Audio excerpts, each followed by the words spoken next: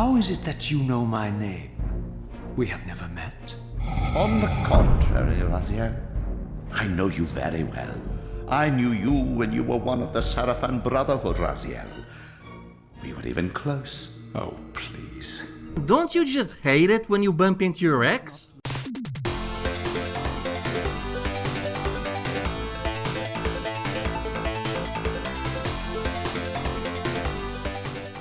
The Legacy of Kain Soul Reaver 2 is an action-adventure game launched for the PlayStation 2 and PC in 2001.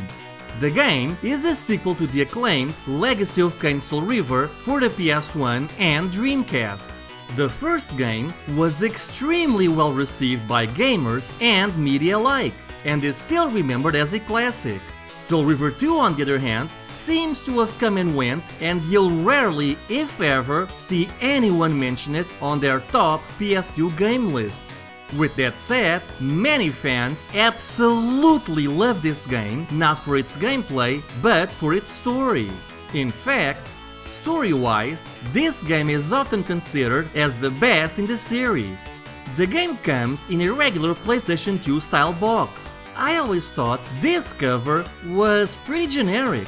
I don't know, nothing about it really stands out. The previous cover featured a holographic cover and a background from the game. This one, on the other hand, is just Raziel striking a pose. And not even an interesting one at that. On the back of the box, you get the usual marketing blurbs, but there's an interesting tidbit about these screenshots. On one of these screenshots, you'll see Raziel doing an attack from the original Soul Reaver, which never transitioned to Soul Reaver 2. So yeah, there's a good chance all of these screenshots are from a beta release of the game. Inside, we find the manual and game disc. The manual is surprisingly thick for a PlayStation 2 game. It does a good job at abridging the Blood Omen and Soul Reaver 1 storyline and teaching users on how to play the game. And the manual uses a high-quality glossy paper, which looks and feels really nice. A shame it's in black and white though. It also comes with an IDOS registration card, and hey, if you register, you could win one of 5 portable CD players, so you can hear your CD music on the go. Clearly, the future is here. Booting up the game, you're immediately brought back to where the original Soul Reaver left off. Kain and Raziel finally meet in battle and are sent back in time. And I gotta say, the voice acting in this game is amazing. We see a return of all actors from Blood Omen and Soul Reaver, as well as a few new ones, including Renee Auberjonois, better known as Clayton from the Benson sitcom. Oh, and also, I'm playing the PAL version, so this means I can just switch languages at the start of the screen. Did you ever wonder what Raziel sounded like in Italian? Well, bam! Che difendevano Nosgoth dalla corruzione che noi rappresentiamo. Ho aperto gli occhi, Kain. La non vita in cui hai costretto il mio corpo ignaro non ha valore. We can do German too! Kain, wie konntest du nur einen Priester entweihen, indem du ihn in einen Vampir verwandelt hast? Willkommen, zeitumspannende Seele. Willkommen zu deiner Berufung. Holy crap, does everyone have a deep voice in the German version? I love how Raziel's actor puts absolutely no energy or effort into his role.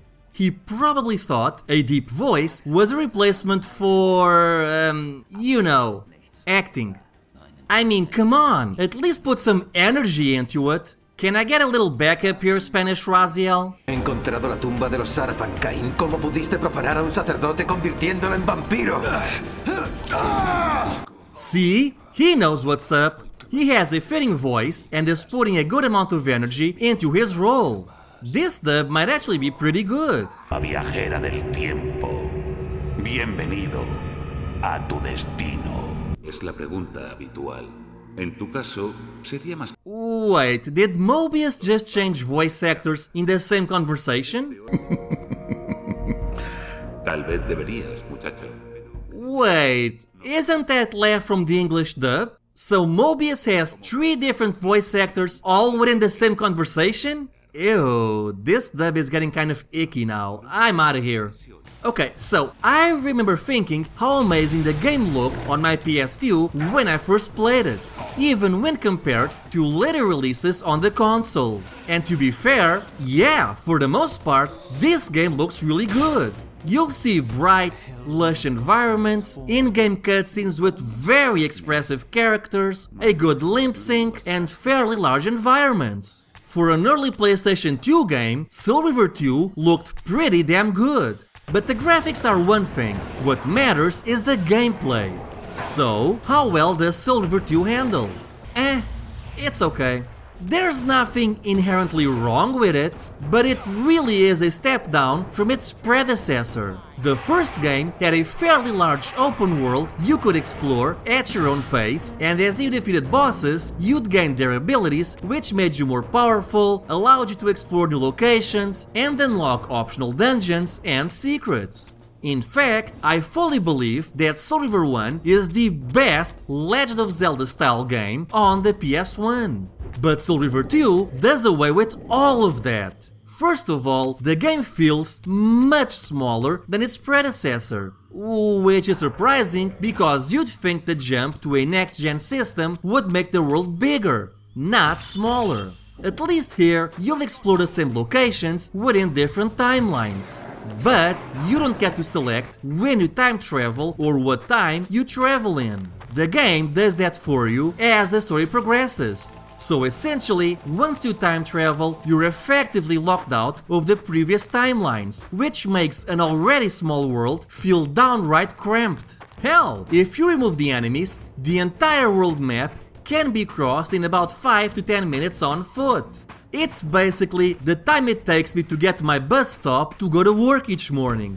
Not only that, but there are no optional dungeons, secrets, or unlockables to find. Meaning the game is extremely linear. Simply put, you're allowed to follow the game's storyline with zero deviations. To me, this was one of the worst decisions they could have made.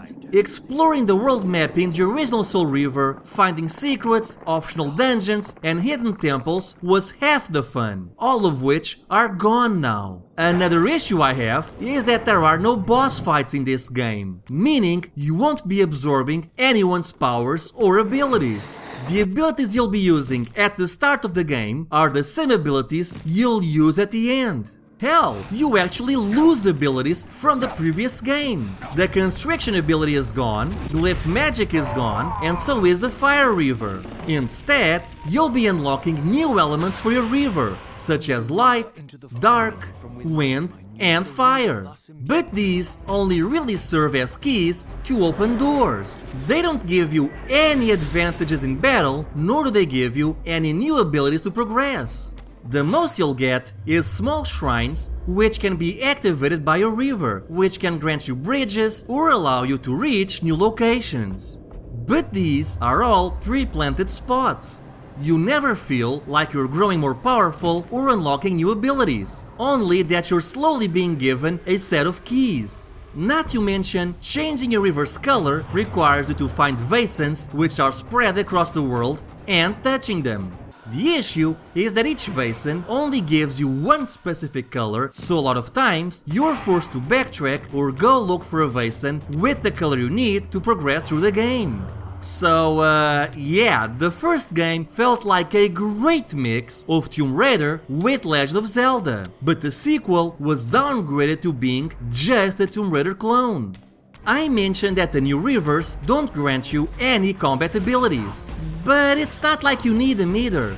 Combat is so easy and unimportant, I usually just end up ignoring it whenever possible. In the first game, enemies had to be killed in specific ways due to the fact you were fighting vampires. Meaning, you had to impale them, burn them, throw them in water, that sort of thing. It wasn't perfect, but it was unique. In the sequel, you only have to hit them enough times. Not to mention, your Soul Reaver is more powerful now and can dispatch most enemies with 2 or 3 hits.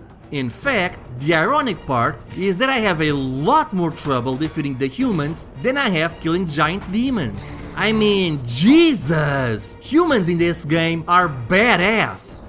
I know I'm being harsh on the game, but I really can't overstate how much of a downgrade gameplay-wise Soul Reaver 2 feels like when compared to the first one. It's not all bad though. The puzzles in this game are much better than the first one, especially because the tedious block puzzles are gone and instead you're given more varied and thoughtful puzzles. I feel most of the level design went towards creating these puzzles because they strike a really good balance of being challenging without being frustrating. I just wish the same attention had been paid to the rest of the game. With that said, I also feel the temple's aesthetics aren't as interesting this time around. In the original game, you'd go to cemeteries, large steampunk locales, gothic cathedrals, tribal temples, and even a medieval/steampunk city, which had citizens and tons of secrets to explore. On the sequel, all temples share the same aesthetic, which again makes the world seem smaller, less varied, and the locations you visit less memorable, as most temples just sort of merge into a single location in my mind. Even the small town you get to explore is completely devoid of any citizens or townspeople. So yeah, the gameplay is pretty disappointing, but the story is what most people remember this game for. So, how is it?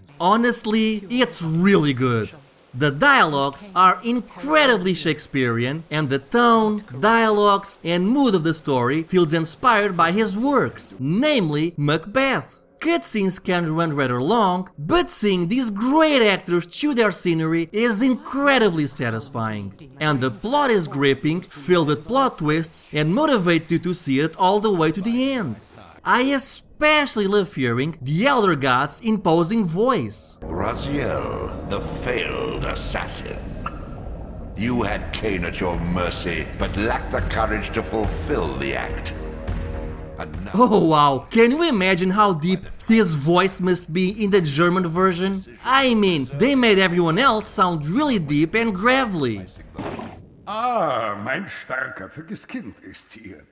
Wait, what? So you take the one character that is supposed to have a deep voice and you make him sound like German Dr. Fink? Spanish Elder God, back me up here! Mi rebelde muchacho regresa. Oh, you're no help. Overall, Legacy of Kain Soul Reaver 2 feels like a step back from its predecessor. The story is well done and enticing, but the gameplay was massively scaled back and simplified. What was once a unique take on the Legend of Zelda formula has now turned into a somewhat standard Tomb Raider clone. With that said, there's nothing inherently wrong with it. The gameplay and the game itself are still good, but it is a little disappointing. I guess it's kind of like seeing a straight A student suddenly turn in a B-. It's still a good score, but you know they could have done better. Well, now I feel kind of sad. I wonder what I can do to make myself feel better. Oh, I know, let's check out the French dub. Des Séraphéens, Kain. Comment as-tu pu souiller ainsi des prêtres, en faire des monstres? Comment y résister?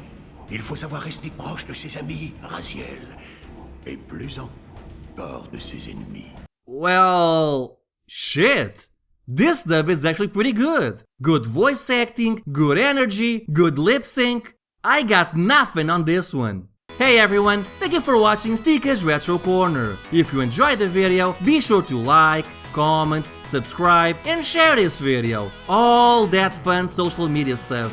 And be sure to hit that notification bell icon to know when a new video is out. Anyway, I hope you have a great day. Bye!